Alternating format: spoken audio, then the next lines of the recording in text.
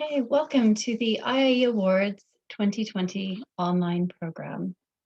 We're so pleased to welcome you today to this latest event in our series of online webinars designed to really inspire and influence you and your business to share environmental best practice with some of the very interesting things that are happening, in particular around sustainable transport. Today's event will be focused on from encouragement to advocacy, what workplaces can do to get people traveling more sustainably. Throughout the webinar, you can ask questions by the Q&A tab at the bottom of your screen, and then they will then be answered later in the event. Recordings of all events throughout the week will be shared via e-newsletter to all attendees on Friday. This year marks the 10th anniversary of the IIE Awards, and we decided to launch a full program of free online events for you and your team to join. The aim is to engage organizations with different environmental initiatives to inspire, influence, and again, share that best practice that's happening out there. The program will culminate in the IIE Awards at 4 o'clock on International Clean Air Day, which is this Thursday, the 8th of October. This year has been a very unsettling and difficult year for many, for businesses, for communities, and individuals. The COVID-19 crisis has made, the health and sustainability of our environment has never been so critical and so well kind of understood. The climate crisis and loss of biodiversity has been further exacerbated by the economic, health, and social challenges posed by this pandemic. And it's markedly changed business practices for the long term. And we hope that there are some really positive opportunities that do arise from this really difficult situation. We believe changing working practices to incorporate environmental decisions into the very heart of our organizations is vital to build resilience and create strong, sustainable businesses. So by running our events online this year, we're hoping to bring people together, share learnings, and be an example of how events can be run sustainably in the future too. If you'd like to attend any other events this week, there's still time to register your place at the IIE website. Today we'll be hearing from Matthew Barber, Head of Partnerships Midlands and East at Sustrans. Sustrans is a charity that works to ensure the benefits of walking and cycling are enjoyed by everyone, and they aim to create healthier places and happier people. Matt's talk, From Encouragement to Advocacy, what workplaces can do to get people traveling sustainably, aims to give you a range of practical ideas backed up with case studies from across the UK of how to get more employees traveling sustainably to, from, and even for work. He'll also talk about taking it a step further and encouraging your business to look to back sustainable local transport policy and advocacy. We'll also be announcing the winner of IIE's special award category, Sustainable Transport Champion, towards the end of the event. Thank you to Cross Keys Homes for supporting this category as a sponsor and for making this event possible today. This Thursday, as I mentioned, is also International Clean Air Day, and with transport having such a big impact on air quality, we're very pleased to bring you this webinar today. So without further ado, Matt, would you like to introduce yourself?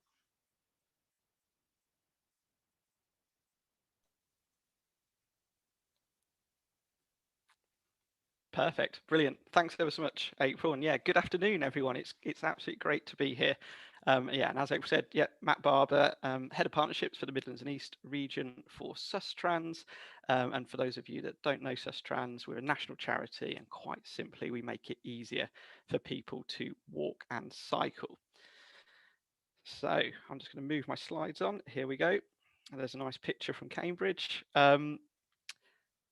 So yeah, today I'm hopefully going to talk through some ideas, some thoughts, and yeah, ultimately, hopefully a bit of positivity around getting more of your employees traveling sustainably to work.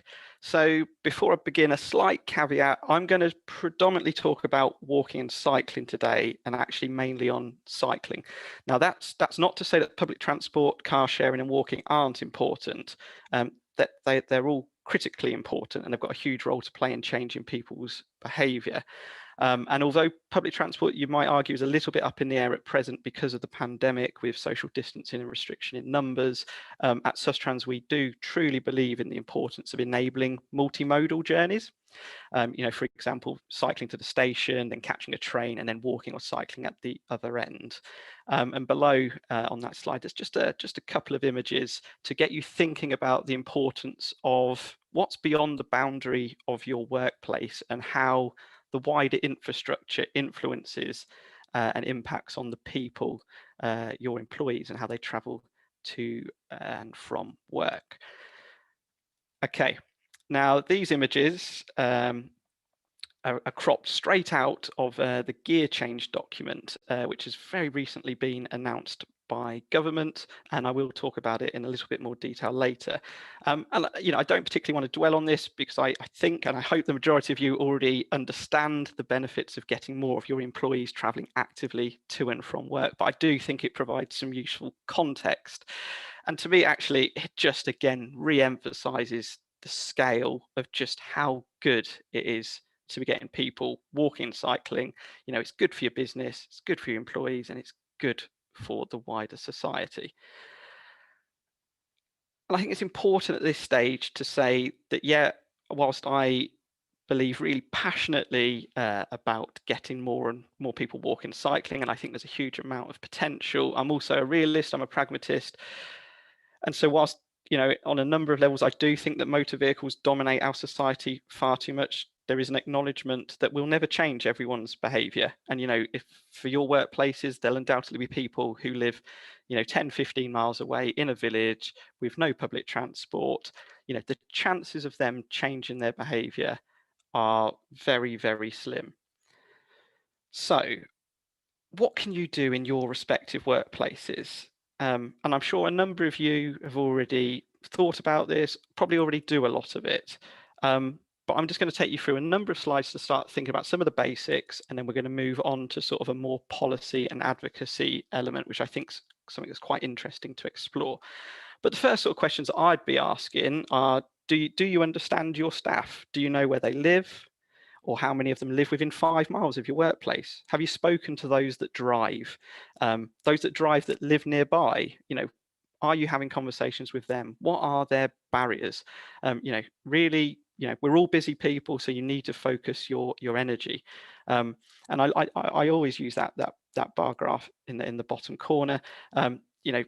68% of all trips in England are less than 5 miles, and of them, 56% are driven. So that's really important because as a nation, we make a number of very short trips in our cars, and they are the trips that we want to be concentrating on. Okay, so once you've got that intelligence, you've got a good understanding of how your employees travel to and from work, I'd recommend just having a good hard look at yourselves. Does your workplace actually say, we want you to walk and cycle?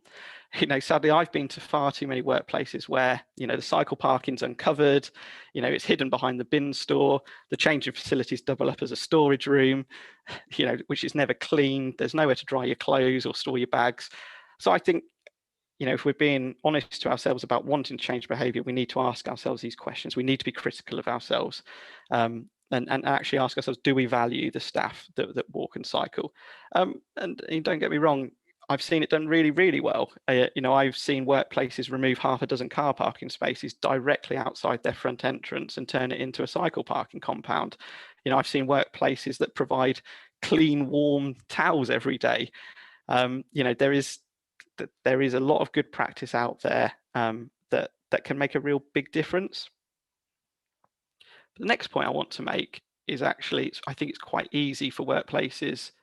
As I said, you're very busy with lots of competing pressures to look at your workplace, but not necessarily go beyond the boundary. And I think actually this is crucial. You need to look at your nearby routes. You need to look at how your workplace how your workplace accesses this, how your staff access it. Is it safe? Is it well maintained? Is it well signed? This information is really important. When we're looking at changing people's travel behavior, we need to start thinking about door-to-door journeys.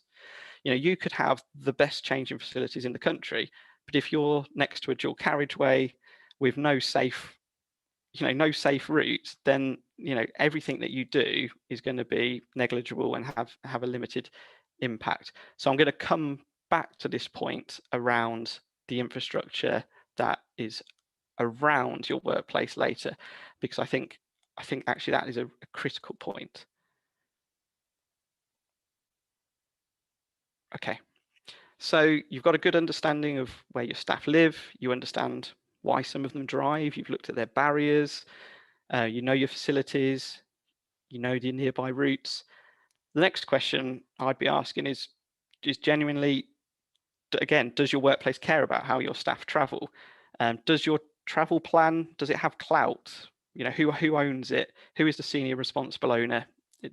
Are directors aware of it? Do directors even discuss it? You know, I've seen and worked with some absolutely tremendous people in workplaces at sort of, you know, who are facilities managers or responsible for corporate social responsibility. You know, they try their best, but they don't quite have the seniority to change things. There's always one example that comes to mind where a wonderful person wanted to make a big difference, but the chief executive, when they did turn up, landed in a helicopter, and the senior management all had car parking spaces right out the front, and they were all big fancy cars. You know, I'm a firm believer that you need buy-in from the top to change the travel culture of your employees. And you know, where I've seen it work well, it is when you've had senior management who have walked, they've cycled, they've car shared, they've even scooted. You know, they've sort of said, you know, I can see the benefits of it myself, and I want this to be replicated amongst my employees.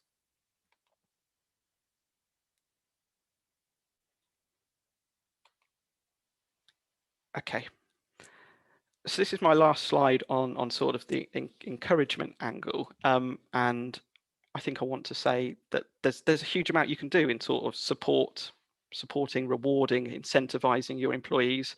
You know, from those fresh warm towels to offering, you know, cycle repairs, cycle training, free breakfasts, establishing a network of champions. I really like that, and Sustrans really like this, the network of travel champions. We've seen it done well in a number of locations, and it's not just about saying that's the person who cycles, that's the person who catches the bus. It's about giving them some time and space within their actual job to become a travel champion, so that they've got the time to engage with colleagues, to support them, to help plan a walking route, a cycling route, to tell them where the bus stop is and how much the bus will be. Yeah, you know, that's how to take things seriously. And I would just say, you know, the emphasis needs to be on establishing a culture, a new culture, a culture of active travel, not necessarily just about one-off events. Now, don't get me wrong, you know, doing something in your workplace for walk to work week or cycle to work day is really brilliant. It's great. But actually, we want that sort of behavior to become embedded and it to become routine and it to become normal. And we know that's difficult. But, you know, all those times when you run a free cycle breakfast, you know, is that actually something you could be doing? You could be doing every day.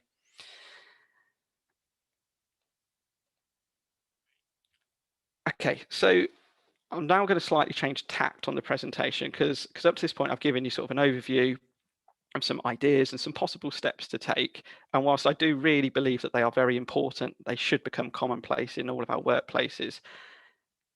I do want to acknowledge that actually we've been doing this sort of encouragement, this sort of travel planning for decades now. And nationally, it's made very little difference, certainly in terms of cycling levels, about the way we travel. I'd like to now discuss why this might be and what you can do to help and to hopefully change this trend. So the first thing, and it's a good thing, is we know why people don't cycle. You know, it's not because they need to go and do their shopping on the way from home, or they've got too many bags, or they need to go and collect the children. It's because they don't have the confidence. It's because they don't feel safe to cycle.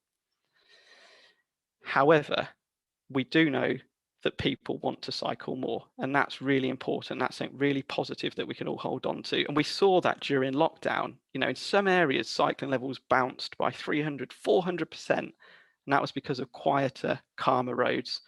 So this infographic on the screen is from our Bike Life study. Now, our Bike Life study is the largest assessment in the UK of the general public's perception towards cycling. And that general public point is really important. This isn't a survey by cyclists. This is a survey from everyone. This covers the people who cycle every day to the people who don't cycle at all. And I just think there's some really big percentages in there that are really important to consider. 28% of respondents don't cycle at all, but they want to.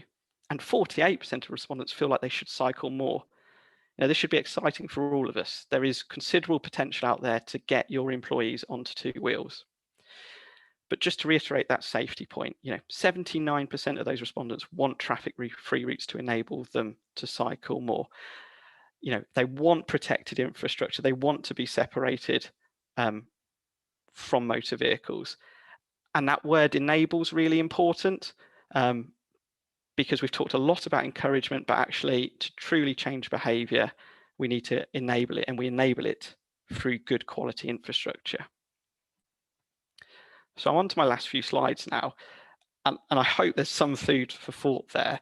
And I just want to give you some enthusiasm and some hope and some motivation, because firstly, active travel interventions are popular, full stop. You can't argue that.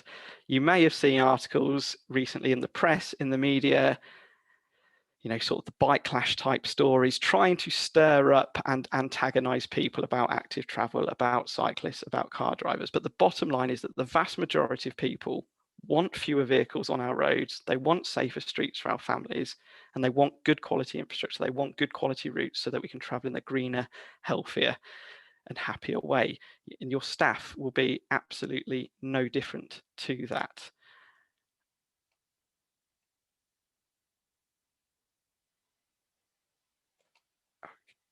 Okay, so this is my penultimate slide, and I briefly mentioned the gear change document earlier on in my presentation. Now, this is a really considerable document released a matter of weeks ago by the Department for Transport. The foreword was written by the Prime Minister himself, and it shows a really considerable commitment to getting people walking and cycling. It's certainly the largest commitment I've ever seen, and I've been working in active travel for over 15 years now.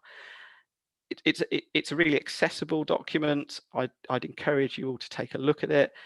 But for me, there's three sort of key points that come out of it, and about what's required to make change. And it's around leadership, funding, and standards. And actually, all of them, it feels like a heading in the right direction. There's certainly leadership from central government now. The Department for Transport could not be clearer. And we've seen that through the Emergency Active Travel Fund, that they want us to reallocate road space. They want to challenge the status quo that exists on our roads. They want to get more people walking and cycling. Funding, the government recently announced a £2 billion pot for walking and cycling. A quarter of that has already been used up for the Emergency Active Travel Fund, but there's still a huge amount of funding that at present we don't know what it will be spent on or how local authorities will be able to access it. But that's certainly something that I'd be encouraging workplaces to think about. And then that last point that really starts to come through in the document, in the gear change document, is around standards.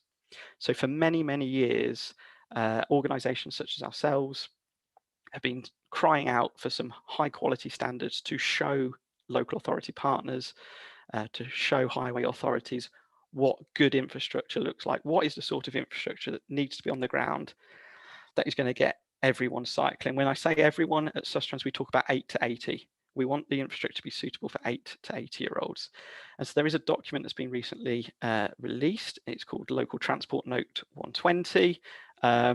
Again, it's a bit of bedtime reading for you, but it does have some really good stuff in there about what our roads, what our communities, what our neighbourhoods could look like, and what's required to get people out their cars and to get them walking and cycling. So I certainly feel we're in a really, really exciting place at the minute. And I'm going to leave you. This is my last slide, but I think there's some really key questions here, and a sort of a call to arms, if you will. But the first question I'd be asking is, do you know if your local authority has a local cycling and walking infrastructure plan called LCWIPs? LCWIPs are the thing at the minute when it comes to walking and cycling infrastructure. They have been mandated by the Department for Transport to create one. The local authorities, if they're going to be able to access future funding, they're going to need to have one of these plans. We're working with a number of local authorities on them. My understanding is that the vast majority of highway authorities have one in some level of completion. And I'd be encouraging you to find out and to have a read of it, and to try and look where the prioritised routes are within it. So this plan will have a list of prioritised walking schemes and a list of prioritised cycling schemes. They're a 5, 10, 15-year document that's meant to set out a vision for that local area of how they're going to transform walking and cycling levels. And so I'd definitely be saying, let's see it. Where are your prioritised routes? Is there a route that goes to your workplace? If not, why not? And how do you influence that, and how do you change it? I'm sure many of you have great relationships with your local authority partners. You know, a number of your travel planning teams will be speaking to local authorities fairly regularly, I should think. But, you know, don't be afraid to reach out to the portfolio holder in the local authority responsible for transport, or your member of parliament. You know, businesses have a huge voice, and it shouldn't be underestimated. You'll see the graphic of the logos in the bottom corner. There are just a handful of the organisations that all came together in London for the creation of the Supercycle Highways. They came together, their chief execs and directors did a joint letter to the then Mayor of London, Boris Johnson, and said, we want high quality, safe infrastructure so that our staff can walk and cycle to our offices. And a lot of people feel that it was that coming together of the business community that that was the power, that was the shift, that was the change, that was the weight, the clout, the evidence to say we're going to go for this. And so I would again encourage you to think beyond just your workplace. If you're on a business park, are there a number of workplaces that you could join up with? And maybe put in a joint letter to the local authority. But as I said, I've been doing this for 15 years, and there are a number of hurdles, but this is the most optimistic I've felt about active travel. I think there's going to be a number of opportunities in the very near future for lots and lots of funding for really high quality infrastructure, and you know, I don't want your workplaces to miss out on it. So yeah, I suppose it's been a presentation of two halves, you know, about encouragement, that it's really important. There's a lot of basics that your workplaces should be doing and should be getting right.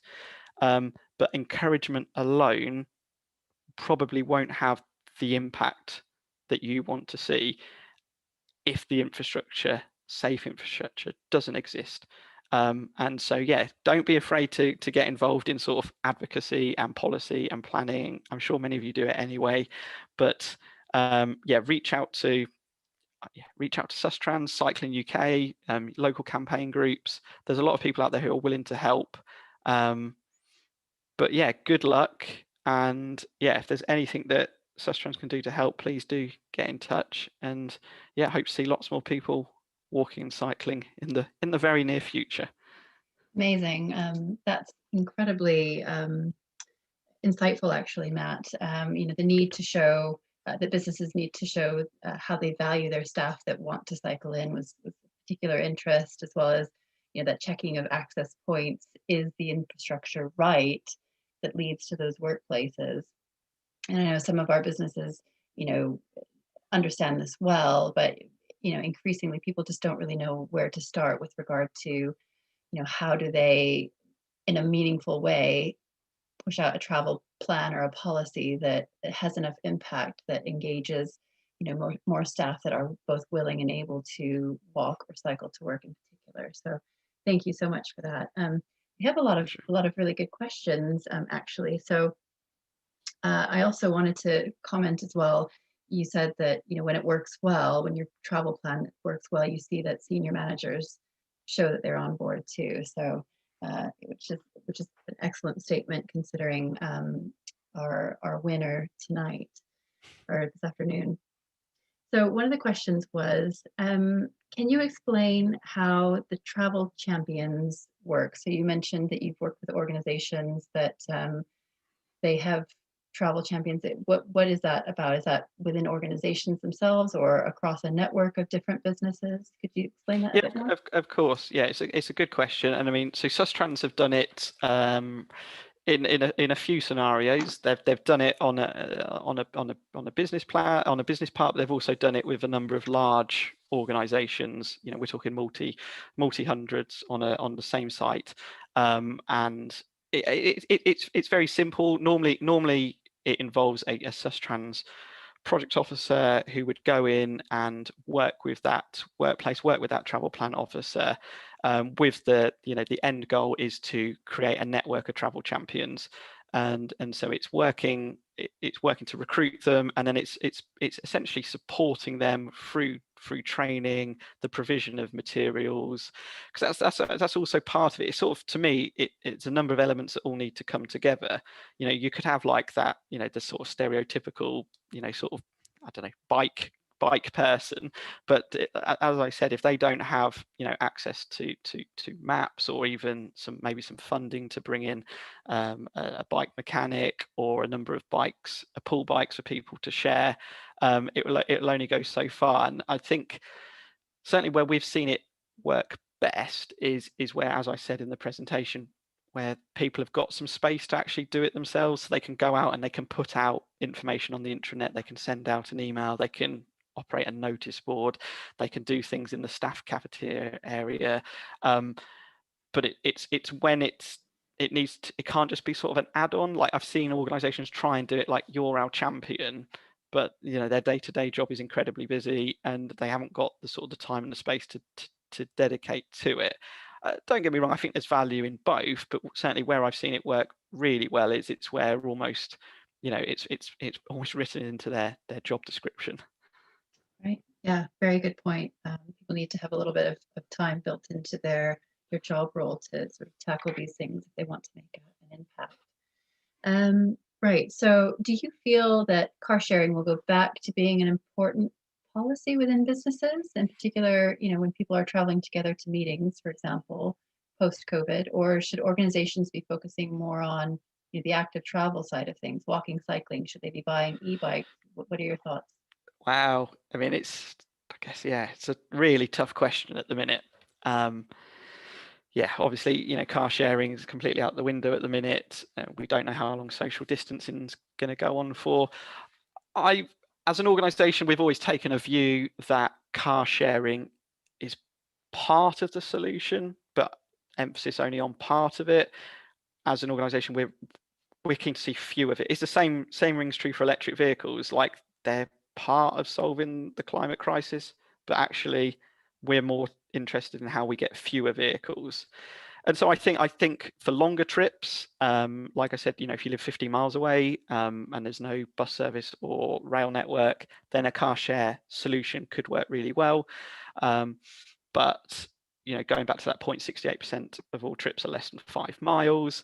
I think if we can, it often comes back to sort of biggest bang for your buck. And for me, changing those shorter trips are always going to be easier. And so it's, yeah, and that's why for a lot of workplaces that we work with, we sort of do that. We do that 5 kilometer radius, the 5 mile radius from the workplace, and then really go to town on what are the routes, what are the access points, what are the barriers. So yeah, like I said, I think car sharing is going to be very interesting. What happens, and you know, the whole home working is interesting. And from what I hear from other organisations, is that there's a lot of people who aren't planning to reopen their offices fully, and it might be more of a blended return where people spend, you know, a couple of days in the office and then more time at home.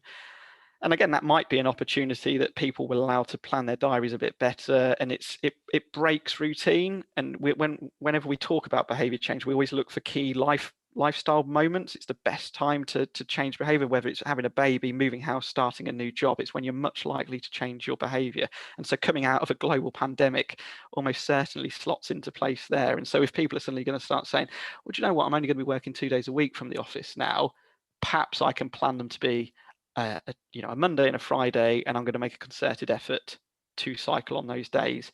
I think there's a lot to be. There's a lot of fallout still to come, but actually now's the time for workplaces to start thinking about travel to and from their offices, and even more so with a high percentage of people working from home.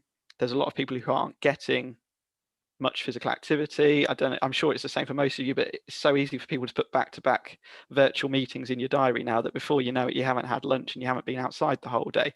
So actually how businesses can go some way to almost ensuring that you're getting out and about and some physical activity, because we all know the benefits of it, would be a really great thing to do. Yeah, thank you. That's interesting. That's one of the things that I've sort of personally committing to once we're sort of more back to normal, is commuting at least once a week by bike, and looking at e-bikes and things like that. I love e-bikes. People think e-bikes are cheating, but e for me is about enabling. They should be enabled bikes. I'm really excited about e-bikes. As we've seen on the continent, I mean, half of the German bike market is propped up by e-bike sales at the minute. They're incredibly popular in the Netherlands. I think they're absolutely part of the solution. I think they'll open up cycling to a bigger audience, and of people who might not have not even considered cycling in the past. So yeah, go for an e-bike, April. Fantastic. Yeah, yeah, you kind of sold me there. Which brings me kind of to the next question. We've seen a proliferation of the use of scooters in many cities globally. What do you think about e-scooters, and is there a future there? Is this something that we should be looking at pressing our local authorities to adopt? What are the considerations and pros and cons of scooters? Scooter's really interesting. Yeah, and I'd say that at the minute, sort of public opinion is pretty split on it. My instinct is to say that they have a role to play in sort of our urban mobility solutions. They have the potential to remove cars from the network, but I think there are some pretty legitimate concerns about their usage, especially on footpaths, and I guess how that can be. I'm thinking about blind and partially sighted people. I'm thinking about families with children. These scooters, I know they're limited. I think they're limited to 40 miles an hour, but actually that's still pretty quick. They're silent. They come upon you very quickly. I think there's a lot to consider about e-scooters, and interestingly, there is some evidence coming out of Paris where they're being well used, but they're not replacing car trips. So they're actually they're replacing existing walking, cycling, and public transport trips. So and that's ultimately what I'm most interested in, is getting people out of their cars. And of course, there's not a huge amount of physical activity. Well, there's none really, other than standing up. So, yeah, I think, I'm put it this way. I'm uncertain, a little bit on the fence about e-scooters. I'd like to think they're part of the mix. They're part of the solution. But there's some sort of, as I said, legitimate concerns. There needs to be some legislation. I think there's still some confusion around the rental ones where you need a driving license, around insurance. There's things to work out first. There we go. How about Okay. that? Yeah. That's fair enough. So we have actually loads of questions. I'm just going to try and lump a few together. There's a few questions around, showing local authorities that there is enough demand for improving infrastructure. But I guess, someone's commented that sometimes there's a bit of a catch-22 situation with respect to cycling, where people don't say they don't feel safe enough to ride on the road, but because there's not that investment in some places in safer cycling, then it seems like there's maybe not enough demand. How do we break that cycle, get more people riding? Should they be joining cycling clubs? What are your thoughts? Again, a really valid point, and that's a lot of what the work we tried to do. I mentioned our bike life study, the UK's largest assessment of perception towards cycling, because that has surprised a lot of people. That surprised a lot of decision makers. A lot of my time is spent speaking to counsellors and for that point exactly, to try and say there is a huge amount of demand for people to cycle more, and you need to start ensuring that your planning and your design work acknowledges that. In bike life, across all the bike life cities, nearly half of respondents said they feel like they should be cycling more, and then it was 28% say they don't cycle at all at the minute, but they want to. So actually, I think there's an awful lot of evidence out there about people wanting to cycle more, and there's a lot of evidence out there about why they don't cycle. It's because they don't feel safe, but it's ensuring that lands, and that lands with the right people. And at Sustrans, we, as I said, spend a huge amount of time trying to ensure that this message cuts through on every level, but it doesn't always, and it's sometimes hard to change people's opinions and people's views, especially, and this is what's so interesting at the minute, because we're talking about change, we're talking about challenging and the status quo that's existed for decades, 50 plus years of everything has been built around the car and designed around the car, and people don't necessarily like change. But I do think there is a role for workplaces, and that's why I said, firstly, understand your staff. Do they would they cycle if they had better infrastructure? Is that their main barrier? And if it is, never underestimate the clout of local business. I have heard of examples, not just in London, but I have heard of examples of people saying, well, we will not move to your local authority area. We are thinking of moving our new office, but we need a cycle path. We want you to build this.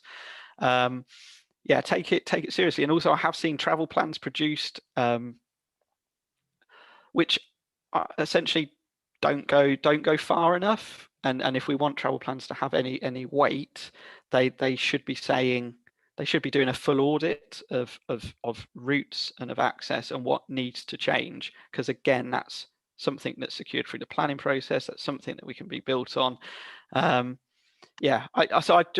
summarize on that point, I think there's an awful lot of information out there that shows that people want to cycle more, but they need good quality infrastructure to do so. Amazing. Really interesting point about auditing routes and the process involved there. So just going to do two more brief ones, if I may, and then move on here. Just for those, if we don't get to your questions, we will try and answer everything that we can on social media and on our website after the events over the next couple of days. So interesting question actually. Does Sustrans, or has Sustrans ever trialed some form of gamification, trying to maybe linking up with apps like Strava that might reward people for active transport? Yeah, it's good. It's a good question. So I think that's the two points. So for a long time we ran an online travel challenge. Actually, we still do run it, but yeah, not as much as we used to. And that was for a lot of local authorities have run them for lots of workplaces. We sort of offered a bit more of a bespoke service to sort of larger organisations, which had lots of support around it. And I think that's the key thing for us, is sort of the gamification as a role to play. It entices and engages a certain audience, but it's only part of it. And that's why a lot of our projects historically at Sustrans have been like, we'll do an active travel challenge, we'll do some school engagement, something like that. But we're a lot more around trying to offer a bit more of a holistic package of support now. And it would be wrong of me to sit here and say, Sustrans, we deliver loads of workplace travel challenges and we get paid for doing it, if those workplaces have got absolutely terrible infrastructure surrounding them. So we like to offer that package of support where we might go in, we might train up some active travel champions, we might deliver a travel challenge, but also we will do a feasibility study with our design and engineering team, who will look at some of the routes and actually start to plan what is feasible, what is practical, and maybe even sort of do a bit of hand holding and brokering with the local authority, with the highways authority. But again, there are other people out there. Better Points, I think, is probably the most well-known organisation where you can log your active travel trips and you get points that get turned into rewards, like a free coffee at Costa and that sort of thing. We have had that in some of our projects where we've been brought in by a local authority partner to do one element, and then Better Points have done another element. But you know, yep, Strava, Garmin Connect, you know, I use them. They motivate me to an extent. I think they motivate other people. They're all part of the mix, but they're not sort of the miracle solution, I'd say. Right. Okay. Fantastic. So we didn't even get to talk anything about electric vehicles and that mix. So I think there's clearly scope for us to maybe revisit this topic in a future webinar, just due to the amount of interest in the questions. So who should we be speaking to in our local authorities, and what does this outreach look like? What is that path for a business? I think that's a really, really important question. And so I think it will vary dependent on the workplace. I imagine most workplaces will have some contact with the transport planning team or the environment planning policy team. And I would say engage sort of a friendly officer in the local authority to start with, to get the conversation going. But as I said, don't be afraid to go to sort of the key decision makers. Certainly I've seen success when people have written a letter straight to their MP or straight to the portfolio holder. So every local authority, whether it's a county council or a unitary authority, will have a portfolio holder who's a councillor who will have overall responsibility for transport. That person should be quite easy to find online. Their email should be quite accessible, and I would be strongly suggesting that you write an email to them if you've got concerns around how your employees get to and from your place of work, and that you want them to be walking and cycling. Then you should be directing that straight to them and essentially saying, you know, what are you going to do about this? And again, building on, you know, if you've got some of that background knowledge, that will only help you. Like I talked about LC whips, they are the big thing at the minute. They're not going to go anywhere. DFT, every announcement the Department of Transport have said, it's been like, if you've got a local cycling walking infrastructure plan in place, you will be in the best position to get future funding for infrastructure. But of course, as these plans have a list of prioritized routes, it's based on data, it's based on evidence, but interestingly, it's based on census travel to work data. So again, that might play into the favor of a number of your workplaces. But you need to be finding out what the routes are, what they're saying, and ensuring that, you know, if you think the route to our workplace is rubbish, then we want that to be in that plan so that as future funding becomes available, that you're in prime position to get an improved route. And just that last point is, I'm almost certain that the most significant type of amount of funding we've seen for walking and cycling is on the horizon, put it that way. Brilliant. Okay, so how can a business get Sustrans support, or how can businesses even support you? So yeah, Sustrans is a charity, but we're a solutions-led organisation, so we deliver a lot of projects. So, you know, we do work directly with workplaces who fund us, and again, that could be on a number of different levels, from an officer level, actually coming in and doing engagement work, to more of that sort of design and engineering stuff. We do get a number of workplaces who say, look, we really want to look at improving access to this point. Can you look at that?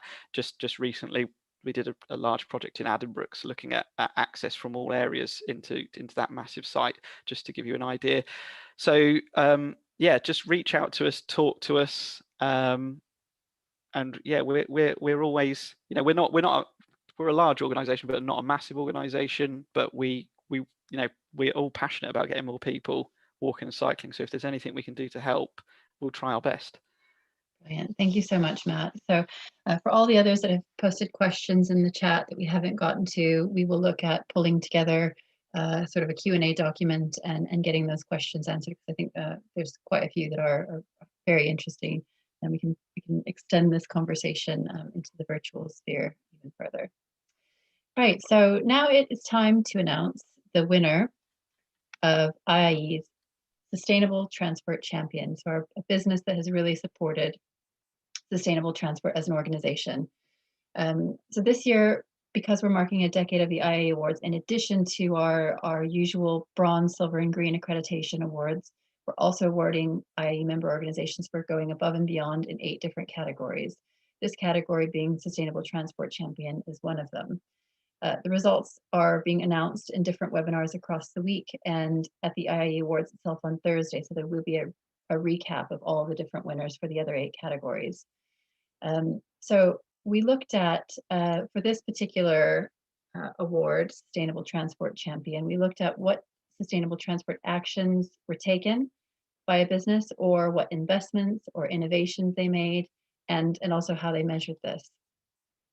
So the winner of IAE Sustainable Transport Champion for 2020 is LEDA, Leeds Environmental Design Associates. So this is one of our smaller businesses, which is quite exciting because they are punching well above their weight in terms of sustainable transport initiatives that they have in place, particularly those relating to cycling. They've got excellent facilities and policies available to encourage cycling to work and for business travel, and with the addition of a bike shed and an e-bike this year. They're also working to influence others by encouraging visitors to travel sustainably too. They share their facilities with other tenants, and their Twitter hashtag campaign, which is #EngineerByBike, shows evidence of how a director and an engineer can travel offsite to visits via public transport and bike. So getting to Matt's point about, showing that top management are bought in to that extent is really fantastic. Also noteworthy is the Northumbria Healthcare NHS Trust that have been commended for their performance on sustainable transport as well. They were the winner for our best carbon reduction yesterday. Their transport activities have had a big role in their carbon reduction, and judges said that they had a fantastic range of initiatives focusing on more than just business travel, a range of investments to encourage sustainable travel, particularly cycling and electric vehicles supplied with green energy too. It was also good to note that these initiatives were integrated in health and well-being promotions. So congratulations to LEDA, Leeds Environmental Design Associates, for the win on Sustainable Transport Champion for 2020. So thank you so much, Matt, for that really engaging and interesting talk on what a business can do in their workplace, but also as advocates for sustainable transport in their local area. Thank you to our category sponsor, Cross Keys Homes. Fantastic, sustainable transport initiatives there as well. Our other IAE Awards sponsors for 2020, BGL Group, Ecotricity, Davies Veterinary Specialists, Cool Food, Roy Thorns, Hunting Coombs Solicitors, and Green Energy Switch. Thank you all for your support, and thank you everybody for attending this afternoon.